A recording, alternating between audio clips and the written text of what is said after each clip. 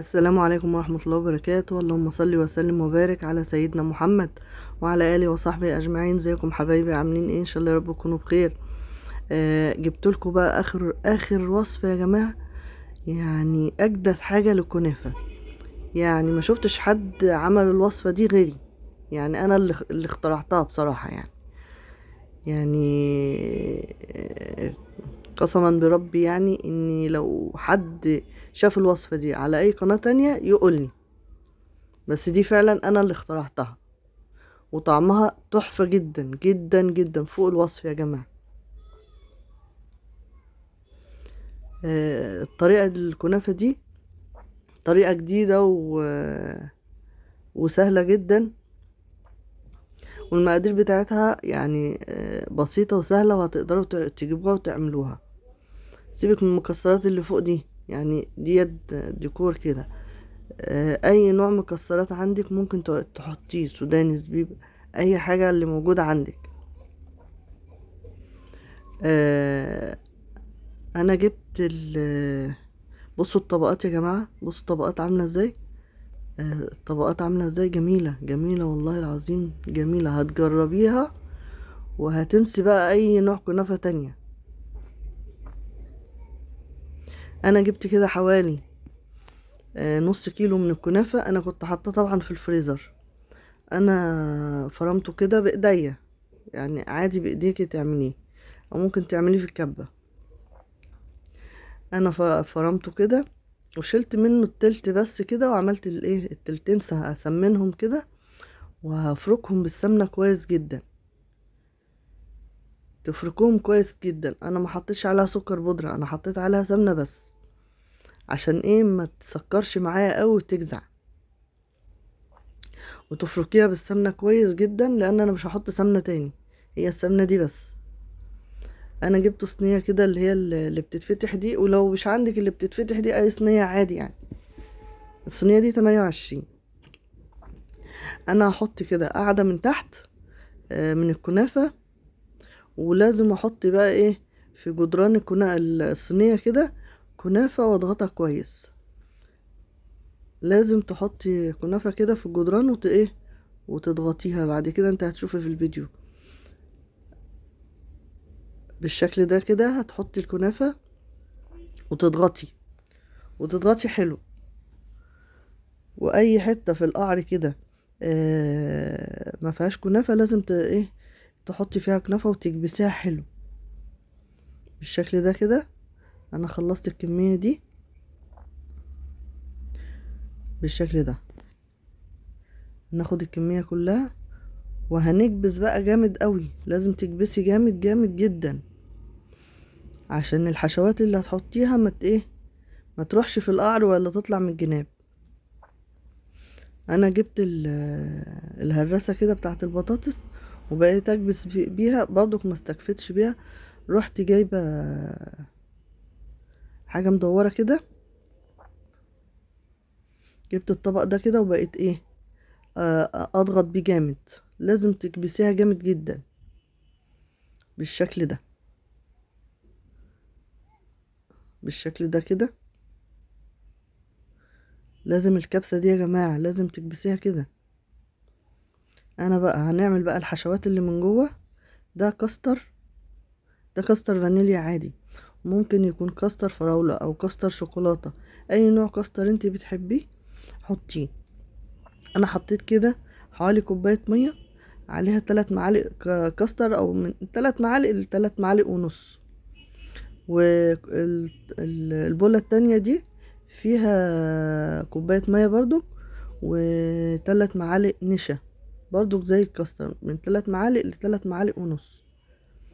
ماشي، هندوبهم كويس. وهحط معلقتين سكر هنا، ومعلقتين سكر برضو في في ال في النشا. هندوبهم كده كويس. وهنروح بقى على البوتاجاز. ده كيلو لبن انا قسمته على الحلتين دول. هنزل في الحلة الاولانية بالنشا كده، وهقلبها. دي القشطة الكدابة. ماشي. والكاستر كده هحطه في الحلة التانية، وهقلبهم بقى لغاية ما القوام معايا يتقل خالص. بالشكل دوت. افضل بقى اقلب فيهم لحد ما القوام بتاعهم يتقل خالص بالشكل ده كده. هنقلب كويس عشان ما تكتلش منك وتبقى كريمة. ماشي بالشكل ده، يبقى التقليب فيها مستمر لغاية بصوا كريمية ازاي وجميلة ازاي بالشكل ده اهي، كريمية جدا. انا جبت بقى شوية عين جمل على بندق كده، ويعني معلقتين مش كتير، كام واحدة كده، ودقيتهم ما ضربتهمش في المطحنة عشان انا كنت عايزاه خشن شوية. وحطيت حوالي كده حوالي كوباية جوز هند. ماشي، وقلبتهم كده. انا دي الكنافة اللي احنا كنا شايلينها في الاول، دي احنا شلنا تلت الكنافة كده حطيناه لوحده. انا حمرته نص تحميرة، ما حمرتوش وايه، وغمقتها، ما غمقتش الكنافة، ما حطيتش عليها اي حاجة خالص، ولا سكر ولا اي حاجة. انا هنزل بالطبقة الاولانية كده اللي هي المهلبية او القشطة الكدابة بالشكل ده، وهي وانا ما حطيتش عليها غير معلقتين سكر بس. بعتذر يا جماعة على صوتي عشان بس تعبانة شوية، عندي شوية برد. هنزل بقى بالنص الخليط بتاع الكنافة ده، بالحشوة ديت كده، وطبعا فيها المكسرات وفيها كل حاجة.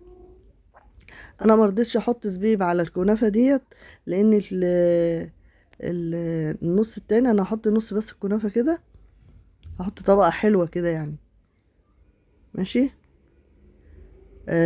والنص التاني هنحط على وش الكنافة من فوق. فطبعا الزبيب لو اتحط على وش على الوش بيتحرق ويبقى طعمه مش حلو. فانا استكفيت ان انا حطيته ايه في الحشوة من تحت.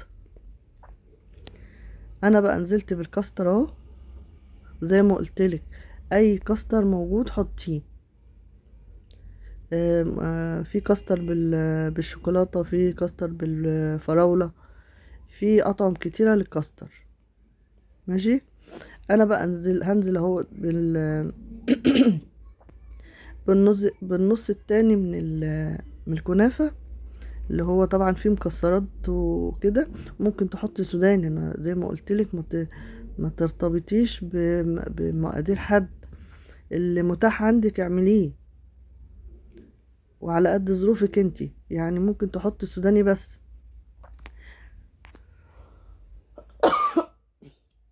عفوا، وتحطيه كده. انا طبعا حمرت الكنافة نص تحميرة كده، لان هي لسه هتخش الفرن ولسه هتاخد ايه وش زيادة. ماشي بالشكل ده، وننضف الحروف كده عشان ما فيش حاجة تبقى شايطة على الوش. هنحطها بقى في الفرن. ولما طلعناها بقت بالشكل ده. الكنافة لما دخلت الفرن خدت وش شوية، ده كده لما قلبناها. طبعا هنسقيها بالشربات. معتمدة على التحلية بتاعت الكنافة في السيرب بتاعها ده بس يا جماعة، في الشربات ده. لكن هي من جوه سكرها قليل جدا. انتي ممكن تحطي كل قطعة كده، وتزودي عليها سيرب من ده او عسل نحل. سكرها ما مش جازع كده يخليك انت تتضايقي ان هي سكرها عالي. لا، سكرها مظبوط جدا. وانت بتعتمدي في التسكيرة بتاعتها في السيرب اللي انت بتحطيه.